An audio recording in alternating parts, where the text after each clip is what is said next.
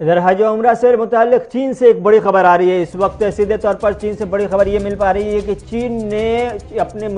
चीनी मुसलमानों के लिए हज और उम्रा के सफ़र पर जाने से मुताल्लिक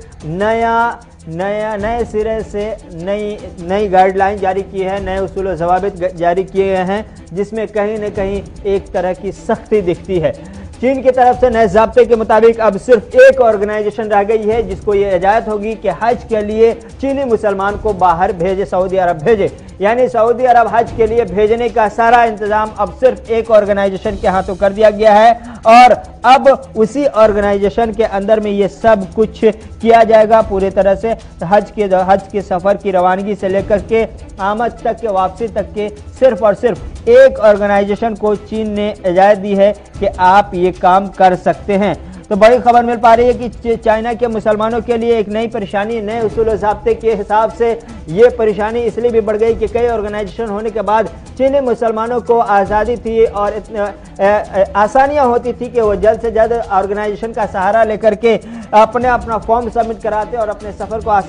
सफ़र की राह को हमवार करवाने में कामयाब होते। लेकिन अब चीन की तरफ से मज़ीद पाबंदियां उन तमाम ऑर्गेनाइजेशन पर लगा दी गई हैं जो कल तक यानी आखिर साल तक के सफ़र हज का इंतजाम और इंसराम करती थी। अब जो खबर मिल पा रही है कि सिर्फ और सिर्फ चाइनीज़ इस्लामिक एसोसिएशन एक ऐसी ग्रुप है जिसे इजाज़त मिली है। चाइनीज़ इस्लामिक एसोसिएशन ये सिर्फ हज और उम्रा का सिर्फ यही ऑर्गेनाइजेशन अब इंतजाम और इंसराम करेगी और दूसरी कोई तंजीम नहीं है जो इसके लिए इजाज़त दी जाएगी उसे। तो चीन की तरफ से हर साल 10,000 करीब 10,000 या उससे ज़्यादा की तादाद में उइगर मुसलमान, ज़्यादातर तादाद जो उनकी होती है वो हज के लिए मक्का मुकर्रमा रवाना होते हैं। लेकिन उस दौरान कई तंजीमों का सहारा लेते हैं। उससे पहले फॉर्म जमा करना और दीगर जो ज़रूरियात होती है, जो लवाज़मात होते हैं, उन तमाम लवाज़मात की तकमील के लिए कई तंजीमें हैं जिनका सहारा लेकर के मुसलमान अपने हज के सफ़र की राह को हमवार करते थे। लेकिन अब चीन की सरकार ने पाबंदी नई आयद कर दी है, नए उसूल व ज़वाबित नाफिज किए हैं और इस उसूल और ज़ाब्ते में सिर्फ और सिर्फ एक ऑर्गेनाइजेशन चाइनीज़ इस्लामिक एसोसिएशन को इजाज़त दी गई है कि वह हज उम्रा के लिए तमाम